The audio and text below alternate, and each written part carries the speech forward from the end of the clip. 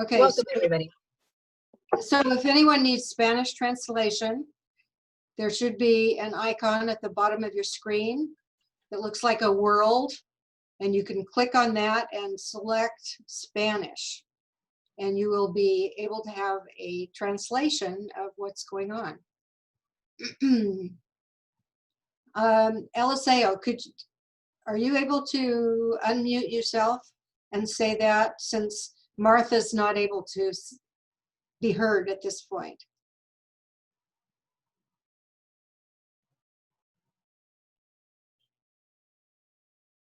Okay, I'm gonna have Angeles, my coworker, say it really quick. Go ahead. Si necesita traducción, puede ir aquí a este símbolo que ve en la pantalla y le puede presionar donde dice español y ahí le deja, le cambia el lenguaje.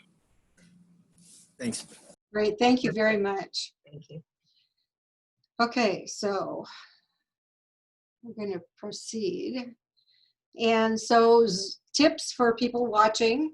The very best viewing experience is available to you if you click on speaker view, which is at the top right-hand corner of your screen. It lets you go back and forth between gallery view and speaker view. So if you click on it, you will see speakers highlighted. And so that's a really good thing to do. And also, we just wanted to let people know that the session is being recorded so that families can take a look at it and providers can look at it in the future. Oops, come back here. So I'm Katie Riley. I'm president of Washington County Kids, and we want to thank you for participating in our first ever Care Expo session. We have had them now 2 previous nights, one for Western Washington County and last night for the Beaverton, Bethany, Aloha area. We are really excited to host this virtual event to support families and providers in Washington County. And we're thrilled that you're sharing it with us tonight. Washington County Kids is a coalition of individuals and organizations who are working to increase access for kids to out-of-school time programs, which include early childhood, after school, and summer programs. Our mission is to ensure access to quality out-of-school time programs that equip Washington County children and youth for success. We are dedicated to this goal because these programs increase the success of kids both academically and in their future careers. Our activities include the opportunity for providers to work together, training for providers and their staff to increase program quality, and information to assist families. We are committed to seeking solutions that will continue to meet the needs of our community and our providers. We are pleased to announce that we have been awarded a 2-year grant of approximately $20,000 per year from Meyer Memorial Trust to build capacity to increase equity in the county. And with this funding, we have been able to contract with Shari Getz, whom you will see tonight, and she provides creative solutions and event support for us. This event was originally scheduled to be in person. Obviously, that is not possible at this time. So we are doing the best we can to provide a virtual opportunity for all of you. And there are many things still in flux, both with schools and with programs that providers offer. But this program gives you an opportunity to get to know providers and providers to get to know you a little bit. And we hope that you will be able to get information out of it that will be useful. We will be sending you an invitation after this event to participate in an evaluation. And that helps us to improve what we do in the future. So we would greatly appreciate it if you would participate in the evaluation. We will also be sending you 2 handouts that have been provided by 2 of our providers. One is from Creative HQ, and the other one is from Math Gamers. So these are, handouts have fun activities that families can do together. So we hope you enjoy them. Now, with your support, we can continue to expand our work to help kids in our county be successful. Thank you again for your participation this evening. And now we will go on. So our agenda tonight, we will introduce coordinators, volunteers from our organization and others that helped in planning for this event and also are available to answer questions tonight. Then we'll have an overview of regulations, and Evan Weaver from Washington County will be providing that information. And then we will describe briefly the CARE Expo process. We will introduce providers, and they will each give a brief overview of their program for about 2 to 3 minutes each. And then we will have a question and answer session. You can ask questions and hopefully we can provide answers. And then once again, we'll ask you for your evaluation participation. Along the way, we will be providing door prizes, and we'll tell you a little bit more about that as we go along. So the session coordinators tonight include myself, President of Washington County Kids, Maureen Barnhart, who's a board member and a retired teacher, and Shari Getz, who's founder and owner of Creativity HQ, Karen Henkemeyer, who's with Child Care Resource and Referral and through Community Action. Martha Mesa is our translator for this evening, and we greatly appreciate her, and she works for Centro Cultural de Washington County. Cara Wood is our intern with Washington County Kids. She's also a student at Lewis and Clark College. So all of these people have helped put in a lot of hours in terms of planning for these sessions. So we wanted to highlight 211 info because this is an area where people can call and get further information. And we talked a bit about this last night after we had presentations from providers, but I think it might be a good idea, Carrie, if you explained a little bit about 211 info right now, if you can do that. Sure. Hi, I'm Carrie Wells, and I'm the program manager for 211 Info.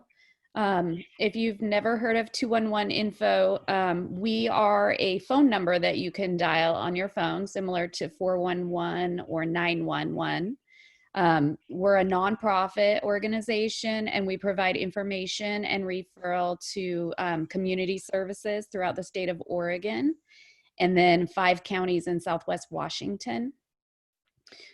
We also have a contract with the state's Early Learning Division to provide childcare referrals for the state of Oregon. And so any community member can give us a call looking for resources. And also any community member is welcome to call us for childcare referrals. When families call, they just dial 211 on their phone, and then you listen to the prompt for the childcare line.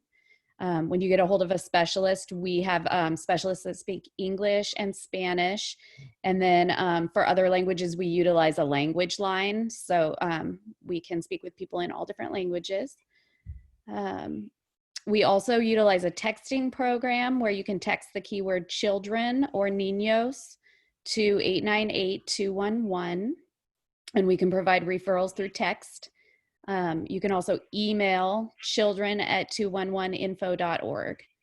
And then we're also open extended hours. So we're open Monday through Friday from 7 o'clock in the morning until 11 at night, and Saturday and Sunday from 8 a.m. to 8 p.m.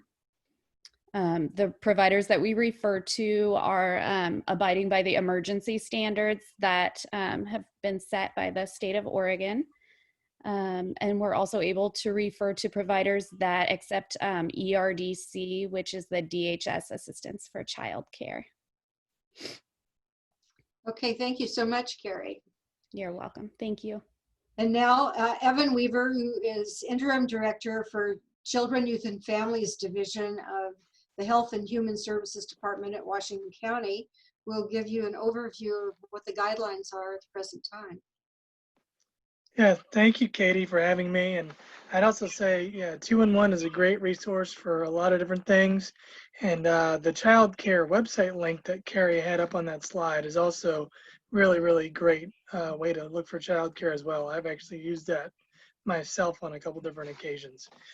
So talking about what you can expect as you put your kids into care, whether that's in a younger age child care setting, which typically we talk about care for kids in two different age demographics. We talk about it generally between the ages of 5 and 6 and below, so before school age. And then we talk about school age care for kids.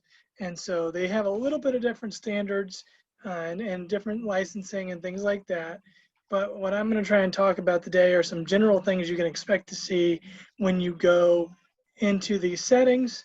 And another note for people to know is that these regulations are set by the Oregon Health Authority, and they constantly are kind of looking at standards for best practice and trying to understand how the environment is changing.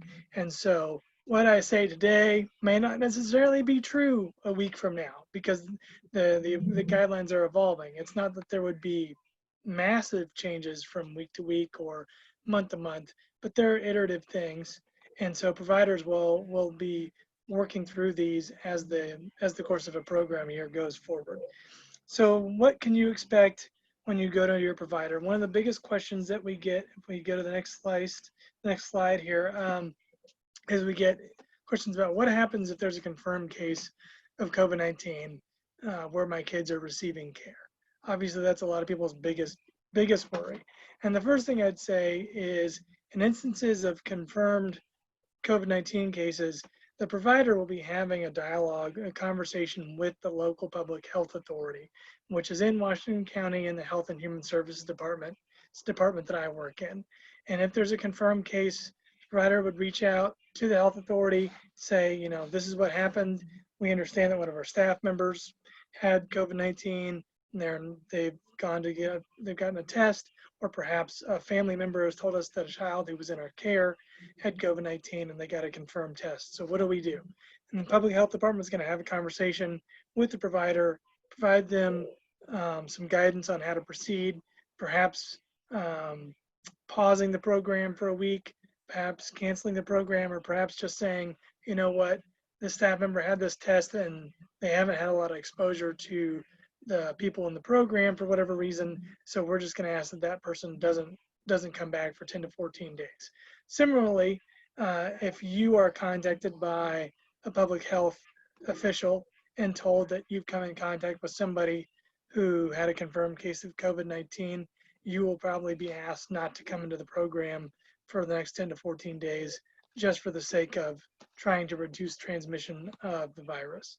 A few things that you'll see that are obviously different.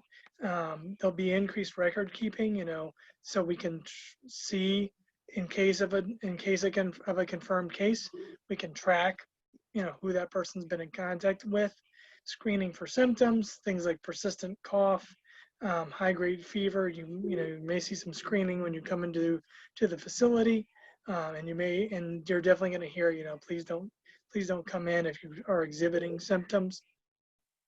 And then, you know, staff is going to take a lot of extra precaution about cleaning and sanitation, which I'll talk about in a little bit.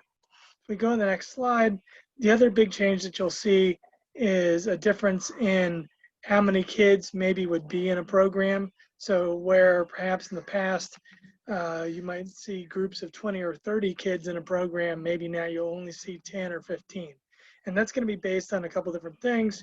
One, for younger kids, it's mandated through licensing through the Office of Child Care how many kids can be in those groups, and then for older kids, it's based upon the space available. So if you've got, you know, a lot of space where kids can spread out, you can have more children together.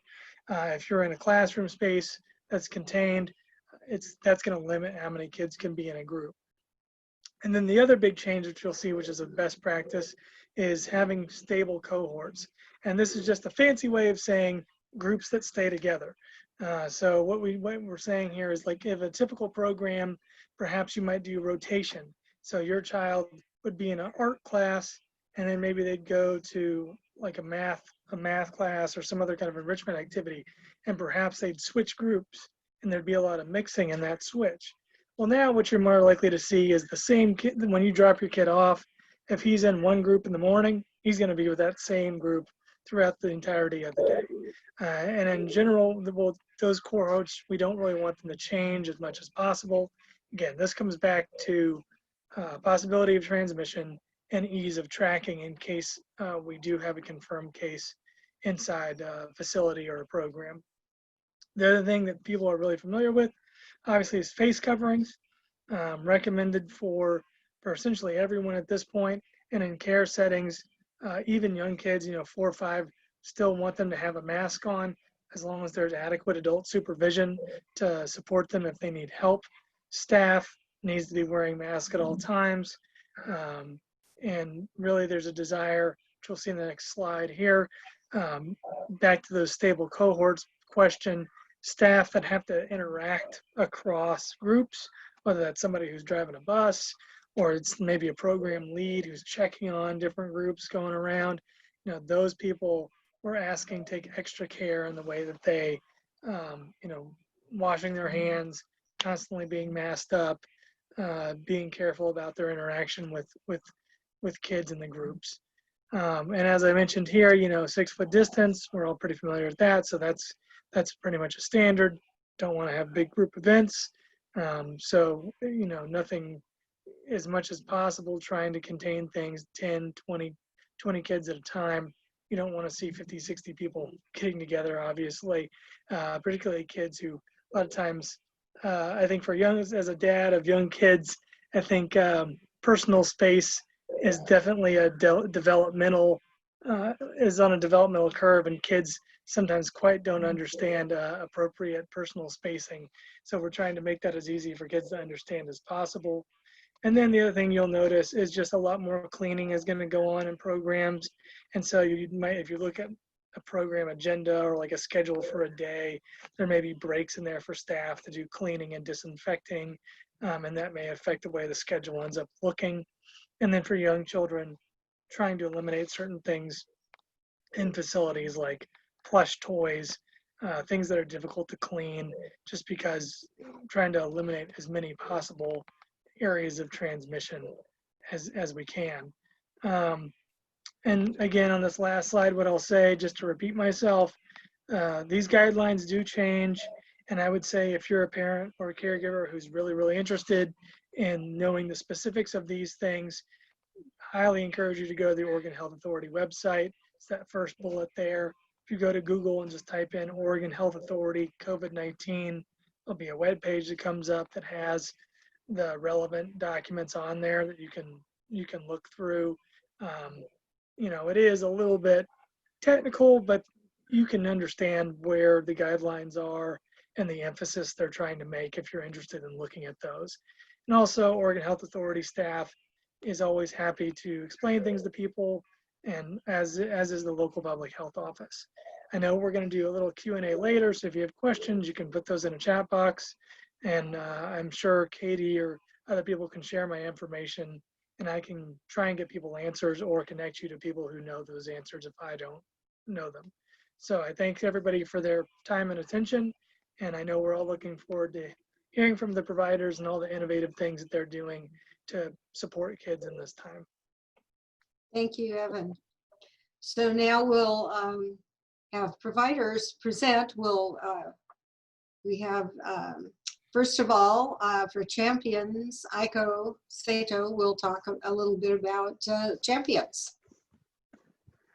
Awesome. Hi, everyone. My name is Aiko. I'm a program manager with Champions. So at Champions, we typically run our extended learning program. So that's before and after, and during in-service days or during camps and such. During this time, we've been able to open essential care programs nationwide, and some of the first ones for our organization actually started in Sherwood. So that's been really exciting. And I've also had the pleasure of being trained by the OHSU infectious disease and sanitation personnel on cleaning practices when this all kicked off. And since then, Champions has partnered with pediatricians and advisors on creating safe and healthy programs for your kids. That is #1 priority for us during this time. So what that looks like in the fall and what your kids are going to be walking into is during the day, we will be supporting your distance learning needs for our school-aged kiddos. And I was actually just on a call yesterday, and we've created this amazing system for communicating with you and communicating with your teachers to make sure that your kids are getting the support that they need. And so that during the day, we can make sure that they are finishing their assignments, making sure that they're getting support, making sure they have the correct materials, and just overall having a strong partnership to fulfill your kids' educational experience. And in addition to that, we also have a robust curriculum that has 2-week units and hits content areas like creative expression, community skills, and STEM, and all these things that make for a well-rounded kiddo.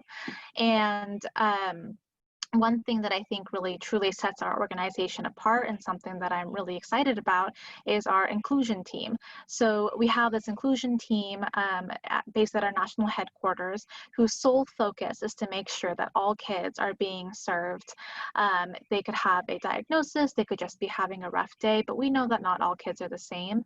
And so we want to make sure that we have the right supports to make sure that our teachers feel confident in supporting all of our kids. In addition to that, we also have, in understanding that we're in an incredibly exceptional time, our education team has crafted a curriculum specifically for the first few weeks and coming back into programs. And that really hones in on our social emotional skills. These kids and ourselves, we've been uprooted from our routines. We have to make new friends, and we're navigating these new daily structures. And that can be incredibly difficult, and we understand that. So we wanted to be responsive, and we wanted to show that we're here to support them in all ways. And so this curriculum is really going to hit the nail on the head for that. So in our programs, we're going to be focusing on health and safety first and foremost, your distance learning needs, and making sure that we really focus on emotional wellness, and we're committed to inquiry-based and play-based learning all around. So in preparation for that, we're also really investing in professional development for our staff so that not just myself, but all of our teachers and directors feel confident and well equipped to be able to execute these programs and make sure that everything is high quality for our students. So I also want to put in a couple of resources into the chat. One of them talks a little bit about our whole child wellness philosophy, and also a little bit about how we're tackling health and safety. So yeah, if you have any questions, I would love to talk with you about what we can do for you and your family and your kiddo. And I also have my manager, Christy, here. So we're here to answer any questions, go through any of your specifics, and just make sure that we can be the right fit for you and your family. So thank you. Thank you so much.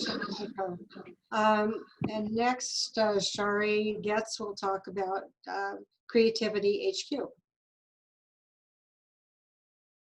You're on mute. Yeah, excellent. All right, I'm just putting my website into the chat box. Hi, everybody. My name is Shari Getz. I have founded Creativity HQ because my background is all in the arts, and I also ran a nonprofit in STEM. And so that combined pushed me in a direction of creativity. A lot of people think that creativity is about just art. If you can't draw, you're not creative, but that is not the way I see it, and certainly not the way problem solving works. It really is about being able to take different pieces from seemingly unrelated concepts and put them together into something new. And I have always thought it was strange that we would be put into the workforce and told to think outside the box, but we aren't given the tools as children to really grow and develop into the kind of person that can do that. So I am excited to engage with children and expose them to all kinds of artistic expression, forms of expression, and get them excited about that. If they decide to specialize in any one particular area, that's fine. But if not, I believe it gives them a wonderful foundation that they will draw from throughout their life, and it will help them develop skills that are used for social interactions, emotional development, and academic and professional success. Right now, we are going through a devastating time, and while children are suffering through having to do virtual so much online, I also want to provide something worthwhile that will help them build skills that will translate on and offline, because the truth is they will forever live in a dual world of IRL and digital. So I hope to be a part of their life and help them get inspired about new things. I have classes online. You can check it out at creativity-hq.com. Feel free to reach out if you have any questions. Thank you very much, Shari. So now we're going to take a short break. Shari is going to take a look and see what we might have in terms of a door prize. Who might win that door prize? I'm going to draw from the names that I have in here from the participants who are present. And of you, the one who is going to get a door prize right now is, we don't know how to pronounce this, Carrie or Kari Kunst. You have won a door prize. Great. So our door prizes tonight have been provided by Oregon Education Association retired teachers. And they have donated books that are suitable for children.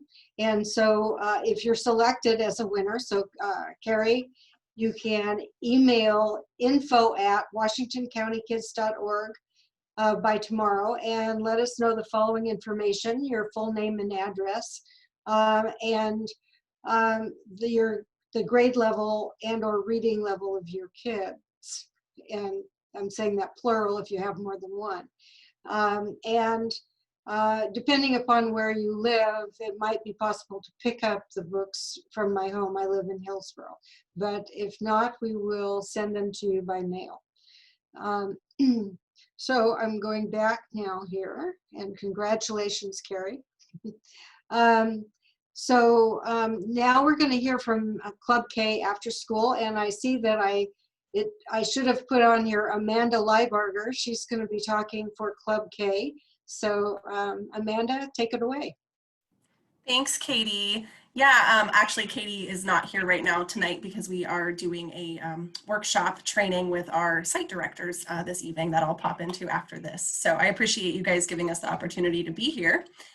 Club K After School Zone is locally owned and operated. We've been around since 2006, operating in multiple elementary schools throughout the community for kindergarten through 5th grade. Our mission is to partner with families to provide a safe, reliable, academically enriching, and fun environment for your child. We have been operating since this COVID started in March and everything kind of shut down. We've been operating successfully at 4 locations under an emergency license through the Early Learning Division.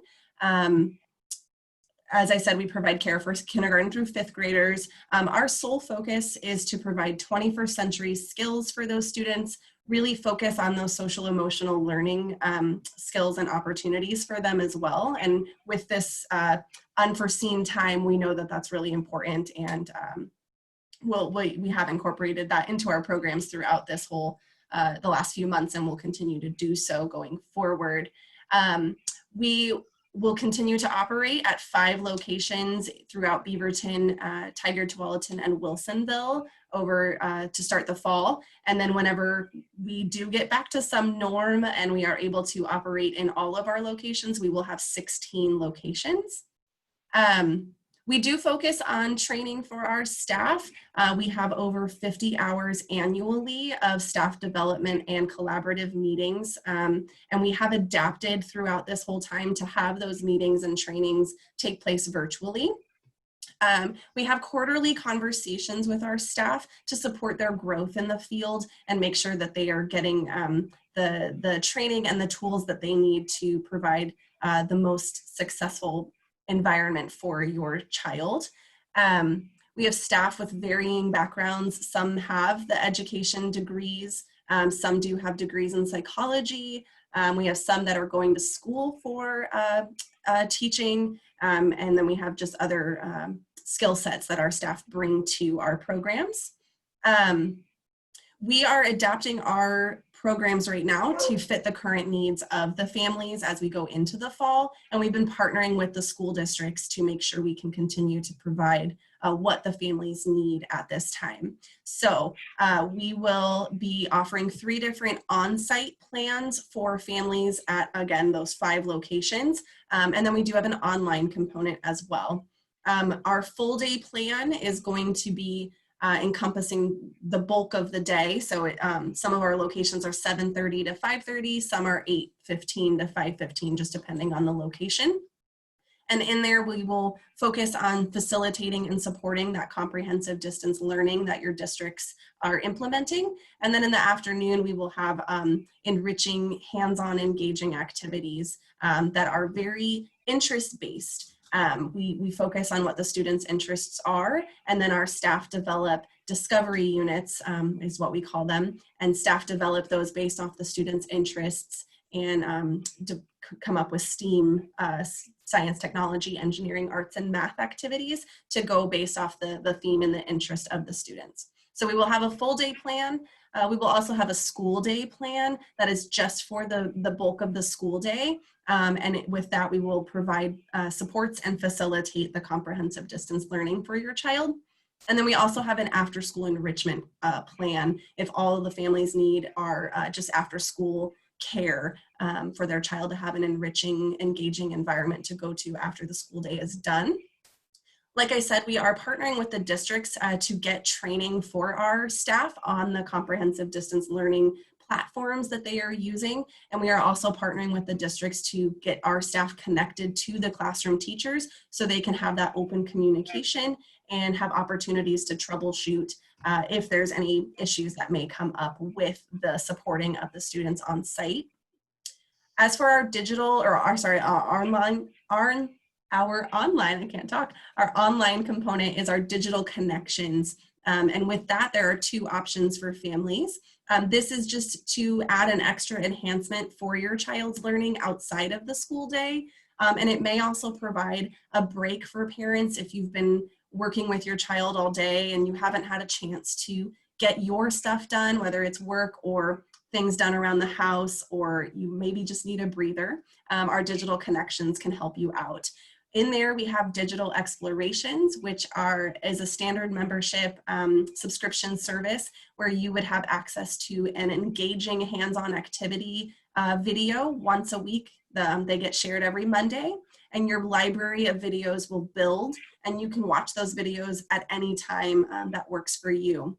And as I said, those are engaging activities. Our exploration guides will walk your child through a science activity, an art project, a music lesson, all of the STEAM related topics. And again, those are once a week.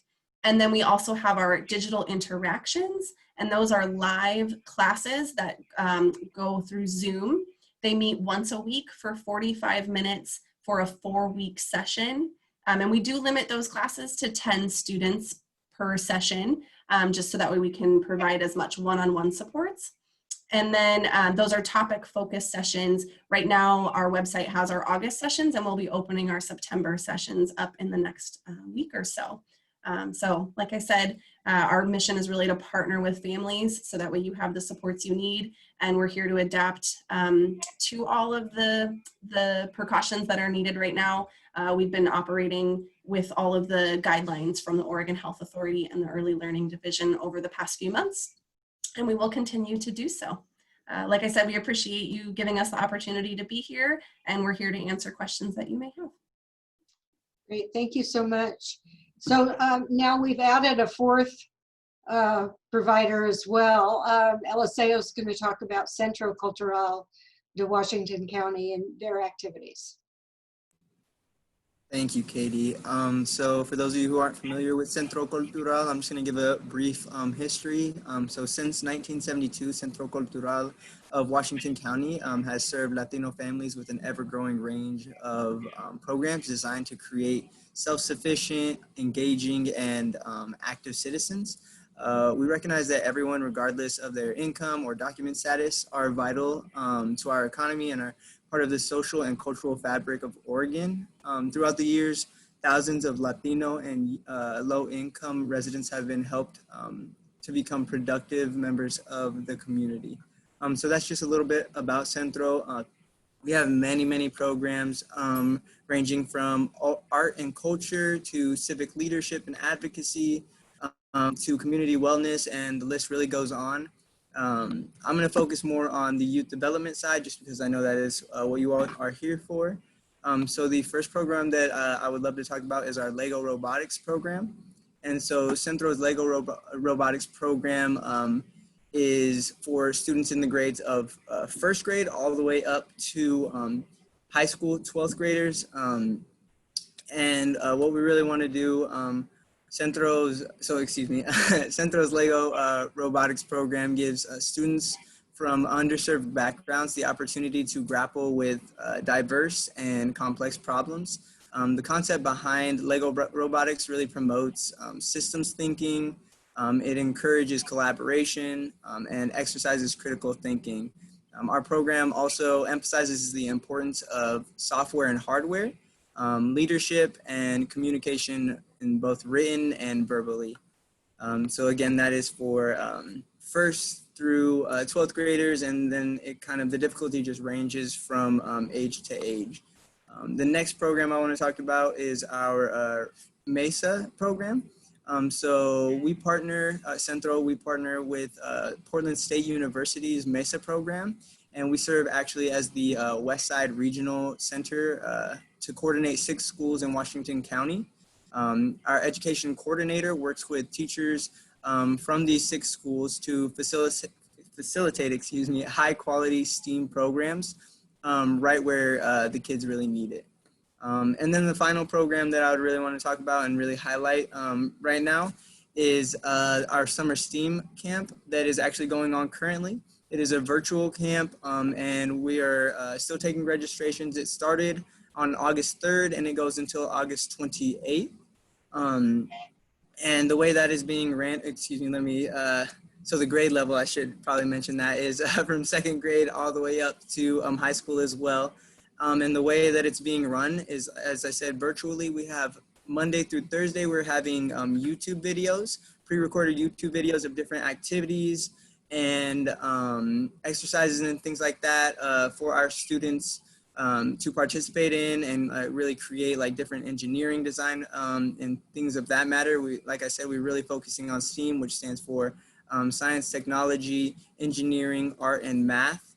And so Centro has provided educational after-school and summer programs for Latinos youth in our community for decades, and our programs really aim to supplement and reinforce what our youth learn in schools while providing opportunity to explore new and exciting subjects. And with our program, we have partnered with Girl Scouts, OSU 4-H, as well as Tualatin River Keeper.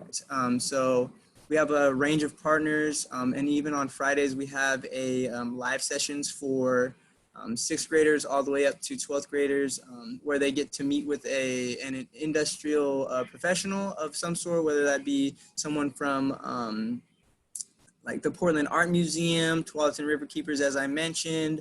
Mount St. Helens Institute has a few professionals that also have set up a presentation and an activity for our students as well. So it's a really fun time, and I really encourage you all to sign up and get your student or child involved in our program because it's been really successful so far.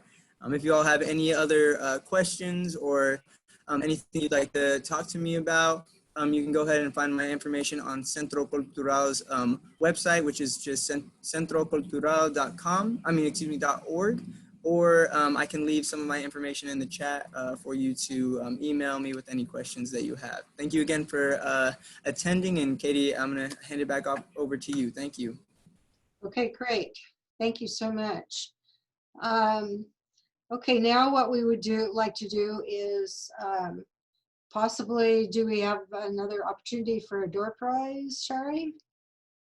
Not at this time? Nope. Okay. If do we have any questions from anyone? It's open.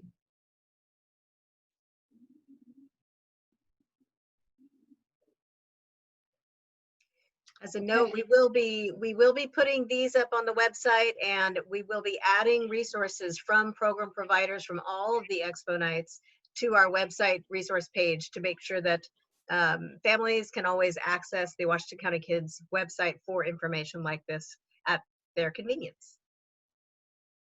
Thank you very much. Okay, once again, we want to thank the OEA retired teachers for their contribution of books for door prizes, and remind you to fill out the evaluation, and that link will be sent to you. Thank you so very much.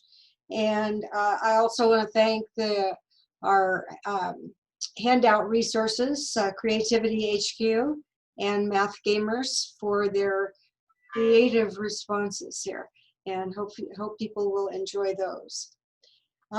So we want to thank you for your participation. If you have any questions, you want to get in touch with us about anything at all, want to get more involved, we would be happy to hear from you. All you have to do is just contact info@washingtoncountykids.org, and our website is shown there, washingtoncountykids.org. Thank you so very much. We have enjoyed having you in this program. Good night. Thanks, everyone. Thank you. Bye. Bye.